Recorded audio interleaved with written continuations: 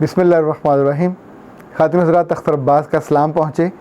आज इस मौजू पे बात करने वाला हूँ। ये शायद हर दूसरे घर का मसला है और इस कदर अहम है कि माँओं के रातों की नींद हराम हो जाती है। बाप बहुत कुछ कर नहीं सकते लेकिन उनके भी दिन का चैन सारा चला जाता है। ये मसला हर घर में बैठी हुई उन बेटियों का है जिनकी उम्र बढ़ रही है और उनके रिश्ते नहीं आते। मैंने इस पर गौर किया कि आखिर इस मसले की चंद जो मेजर बड़ी बड़ी वजूहात हैं वो क्या हैं, हम उस पर बात करेंगे।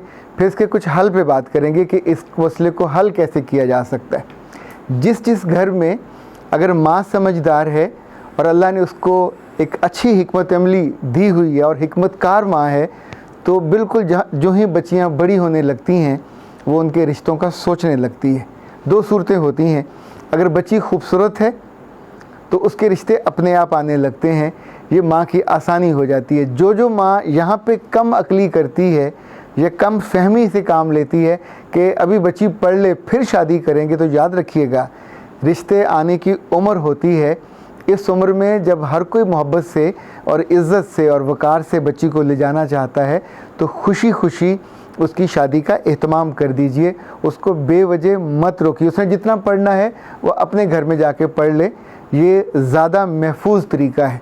वो ख़ास तौर पे वो माएँ जिनकी बच्चियाँ अभी बड़ी हो रही हैं, ये इस बात को बतौर ख़ास जहन में रखें कि रिश्ता आने की उम्र मत गवाइए। जो ही रिश्ते आने लगें तो उसमें से शुरू के ही अच्छे रिश्तों में से चुन लीजिए, क्योंकि ये वो होते हैं जो कदरदान होते हैं।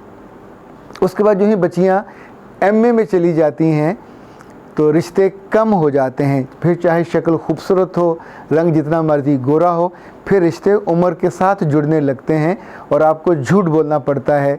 2-2, 4-4 साल उम्र घटाना पड़ती है और बच्चियाँ उन पर बहुत बुरा वक्त वो होता है कि अब बीए के बाद 4-4, 5 साल बैठने के बाद फिर एमए करती हैं ताकि ज़्यादा उम्र ना लगे और वेस्टेज।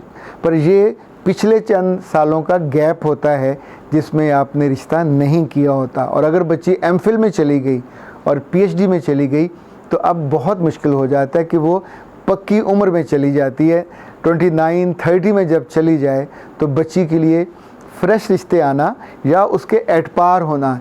यहाँ दूसरी गलती वो लड़कियाँ करती हैं कि जो अच्छा पढ़ने के बाद फिर अपने ही जैसा बेहतरीन रिश्ता चाहती हैं। वो रिश्ता घर पे नहीं आ सकता। वो रिश्ता वहाँ आएगा जहाँ पे आप पढ़ते हो या पढ़ाते हो या काम करते हो। और अक्लमंदी और दानिशमंदी अगर आपके अंदर नहीं है तो आज इस बात को हम सीखने की कोशिश करते हैं कि कभी रिश्ता खुद पसंद न करें। जब भी रिश्ता आए या आपसे कोई आपको प्रपोज़ करने की कोशिश करे तो इस मैच्योर उम्र का फ़ायदा उठाइए। फौरी तौर पर बिना शर्म के, बिना झिझक के अपने घर का कार्ड, अपने घर का पता उसको दीजिए कि go and meet my mother. माँ से, अब्बा से नहीं मिलवाना, अम्मा से जाके मिले। जिन घरों में माएँ नहीं होती वहाँ ये मसला सर चढ़ के बोलता है। याद रखिएगा, बहनों के रिश्ते भाइयों से नहीं होते। भाई शाये भी होते हैं, कमज़ोर भी होते हैं, और अगर उनकी शादी हुई हो तो ये आमतौर पर उनकी दूसरी, तीसरी, चौथी प्रायोरिटी पे चला जाता है और बहनें फिर बूढ़ी होती जाती हैं। नंबर 3, बहुत कम भाभियाँ ऐसी होती हैं जो अंदर से नेक रूह की हामिल हों, जो अपनी नंदों के लिए सोचें। वरना आम तौर पे वो सोचती हैं कि जब शादी होगी तो मेरे मियाँ का पैसा खर्च होगा और वो अवॉइड करने लगती हैं। अब इस अवॉइड करने में जो डेलिब्रेट उनको अवॉइड कर रही होती हैं, बच्ची की उम्र बढ़ती जाती है और फिर वो वक्त आ जाता है जब उसी घर में वो बोझ बन जाती है। अच्छा, जो ही 32-33 के करीब उम्र होती है तो अब उस लड़की की अंदर से सारी खुशी, सारी हरारत, सारी कामयाबी जो पढ़ाई की होती है सब ख़त्म हो जाती है और अब सिर्फ डिप्रेशन शुरू होती है। और ये जो एंग्ज़ाइटी है फिर उसको मेडिसिन पे ले जाती है। इससे अगले 1-2 सालों में वो जहनी मरीज़ बन जाती है। मिर्गी के दौरे पड़ने लग जाएंगे, कुछ और दौरे पड़ने लग जाएंगे। पर घर वाले तब उसके तावीज़ों के चक्कर में पड़ जाएंगे, कुछ और चक्करों में पड़ जाएंगे। कभी उस रेमेडी की तरफ नहीं जाते कि इसका इलाज, इसकी सिर्फ शादी है जिसकी एफ़र्ट करनी चाहिए। जो चीज़ें मैंने देखी हैं कि जिन घरों में जब रिश्ते लेट हो रहे हों, अगर माएँ उस वक्त इंतज़ार करने की बजाय फ्रंट फुट पे आके खेलने लगें, अपनी दोस्तों को, अपनी अजीज़ों को जहाँ जहाँ उनसे मुमकिन हो उन्हें आगे बढ़ कर रिश्ते की तलाश करनी चाहिए, और कहीं अगर नज़र आता है तो अप्रोच करनी चाहिए। इसी तौर पे मियाँ सारा दिन जो घर में पड़े ईंटते रहते हैं, टीवी देखते रहते हैं, किस बात का इंतज़ार कर रहे होते हैं? उन्हें शाम को अपने दोस्तों के हल्के में, अजीज़ों के हल्के में जाना चाहिए, तैयार शैर हो के, पग कुल्ला पहन के, खड़खड़ाते कपड़े पहन के, और वहाँ जाके अपने हम उम्र और हम जोलियों से बिल्कुल मोहब्बत से कहना चाहिए कि मैं एक मसले के लिए आया हूँ और मुझे हल चाहिए। देखिए, जब तक आप अपने दर्द का, अपने उस परेशानी का एहसास दूसरे को नहीं दिलाते, किसको दिला रहे हैं? जो आपसे मोहब्बत करता है, ये आपका ताल्लुक़दार है, ये शरीका नहीं होगा, ये आपके जोटीदार होंगे, हम जोली, दोस्त, इवन बरादरी के बड़े, हमेशा वहाँ से खैर पड़ जाती है। तीसरी वजह लड़कियों के लेट रिश्ते होने की लड़कियाँ खुद हैं, वो जिनको अवाइल उम्री में मोहब्बत हो गई और उन्होंने दिल में किसी हीरो की तस्वीर रख ली, फ़लाँ प्रोफेसर की, फ़लाँ टीचर की, फ़लाँ की, जिसका रंग बड़ा गोरा था, जो लगता हीरो था, उसका रिश्ता कभी आया होगा या कभी किसी ने फरमाइश की होगी, पर तब आप छोटे थे, आपकी तालीम कम थी, आप रिजेक्ट हो गए। ओके, अब आप अगर उस तसव्वुराती महबूब के साथ जीने लगो और हर रिश्ते को रिजेक्ट करने लगो, मैंने नहीं करना, तो नहीं होगा, वो तो नहीं आएगा, क्योंकि अब आप जिस उम्र पे पहुँचे वो आपसे काफ़ी आगे जा चुका है। वो जिस वक्त आया था, आज से 4 साल पहले, 6 साल पहले, उस वक्त आप कम उम्र थे, तब वो मैच्योर था, अब वो महा मैच्योर होगा और कहीं ना कहीं कर चुका होगा। अब जो आपके रिश्ते आएंगे वो आपकी उम्र के लिहाज से आएंगे, आपके ख्वाबों के लिहाज से नहीं आएंगे। एक बात और याद रखिए, कितनी ही बच्चियाँ मुझसे ऐसी मिलती हैं जो कहती हैं, सर हम तो बहुत सादा हैं, इसलिए हमारे रिश्ते नहीं आते। मेरे बच्चे, तुम्हें किसने कहा दरवेश बन के जीने को? तुमने कोई कुटिया बनाई हुई है जिसके ऊपर इंशा जी का मिसरा लिखवाया हुआ है? अब क्या है वो, कूच करो जी में दिल का लगाना क्या, या वो लगाया हुआ लिखा, मोटा मोटा लिखा हुआ है, सब माया है, सब माया। ज़िंदगी ऐसी नहीं है, ये फ़रेब और किसी तसव्वुर में जाके और किसी शायर का दुखी शेर पढ़ के और हर वक्त गमज़दा गाने गा गा के ज़िंदगी के रिश्ते और मसले दोनों हल नहीं होते। सो जिस बात को आपको याद रखना है वो आगे बढ़ के इस मसले को हल करना और समझना है। आप अगर इस मसले को नहीं समझोगे तो समझिए अपने अपने हाथों से अपनी खुशियों की कब्र खोद डाली, और लोग उस कब्र पे मट्टी डालने आएंगे, आपका मजाक उड़ाने आएंगे। आप सादा हो तो किसने कहा आप सादा हो? अल्लाह ने आपको अकल दी है, अल्लाह ने आपको समझ दी है, भाई दिए, बाप दिए, उनका सरमाया दिया, सब लोग अच्छे कपड़े पहन रहे हैं, आपको क्या तकलीफ़ है? आप काले पीले हो, ये आपका कसूर नहीं है। पर अगर इंडिया में 2-3 बिल्कुल काले रंग की ख़वातीन, इवन जो उनकी इस वक्त मशहूर मरूफ ख़वातीन में 2-3 ऐसी हैं जो गहरी सांवली हैं, यानी कभी आप उनको असल में देखो तो आपको हैरत आपकी गुम हो जाए। मुझे याद है, मेरे कोलीग थे यूनिवर्सिटी ऑफ लाहौर में, और बहुत अच्छे थे, ही वॉज टू यंग और बड़ा एनर्जेटिक था। तो एक रोज़ उसने आके मुझे अपना मोबाइल दिखाया, तो उसमें शमिता सेठी और जो अक्षय कुमार, इन दोनों की तस्वीर थी। दोनों लाहौर पीसी में आए हुए थे। अल्लाह जाने वो कैसे पहुंचा, उसके करीब गया, और वो शमिता खासी लंबी चौड़ी है, उसके करीब जाके खड़े होकर उसने एड़ियों के बल खड़े होकर साथ तस्वीरें बनाई, और फिर आगे कहा सर अच्छी खासी सांवली है।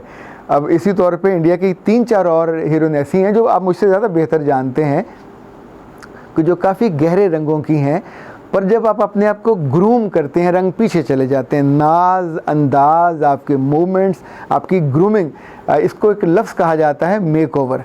किसी अच्छे पार्लर में जाइए और जाके उस बीबी से बराह रास्त ये अल्फाज कहिए, I am here for a makeover. Makeover में आपका पूरा चेहरा, आपकी पूरी ड्रेसिंग, आपके अंदाज़, हर चीज़ बदल दी जाती है। और जो नीड मेकओवर, इसी तौर पे घर वापस आके अपने वार्डरोब को चेक कीजिए। वार्डरोब नहीं है तो अलमारी तो होगी, अलमारी नहीं है तो कहीं खूंटियाँ तो होंगी ना जिस पे कपड़े लटके हुए हैं। शलवारें निकाल दीजिए, ये ज़माना शलवारों का नहीं है, तो पजामे पे आइए, पजामे से अगली जो है वो जीन्स की पैंट पे चले जाइए। कुर्तों को अगर आपने लंबे लंबे बेबों वाले कुर्ते पहने होंगे तो रिश्ता जो देखने भी आएगा वो भी मुड़ के नहीं आएगा। जो लड़के रिश्ता भिजवाते हैं वो आपके रूह में या दिल में घुस के नहीं देखते। जो माएँ रिश्ता देखती हैं, जो बहनें रिश्ता देखती हैं, वो भी लड़की का जो ज़ाहरी हुस्न है उसको जिस तौर पे अपने आप को वो कैरी करती है, अपने कपड़े, अपना अंदाज़, दैट मैटर्स। इसी तौर पे याद रखिएगा। कुछ बच्चियाँ ऐसी हैं वो कहती हैं हम तो फ़लाँ जगह जॉब करते हैं 10 साल से, 11 साल से। तो मैं उनसे पूछता हूँ क्या कभी किसी ने मुड़ के देखा, किसी कोलीग ने रिश्ता भेजा? कहने लगे नहीं। कितनी लड़कियाँ तुम्हारे साथ काम करती हैं? 40। ये 40 वो लड़कियाँ हैं जो पोटेंशियल रिश्ता है। इनके भाई होते हैं, इनके कुछ के बेटे होते हैं, कुछ के देवर होते हैं, कुछ के जिठानियाँ जेठ होते हैं, सबका कोई ना कोई रिश्ता होता है। और एवरी टाइम लड़की तो आंखों पे गॉगल्स लगा के, गॉगल्स के बिना रिश्ता ही ढूंढ रही होती है अपने घर वालों के लिए। तो अगर आप पे नज़र उसकी पड़ती है और आप साथ बैठती हैं और आप उसकी निगाह में आते नहीं हो तो कमी और कोताही आपकी है, उसकी नहीं है। अपनी किस्मत को दोष मत दीजिए। सो माओं को एक्टिव कीजिए, नंबर 1। जो बहनें हैं, बहनें एक्टिव हो जाएं, नंबर 2।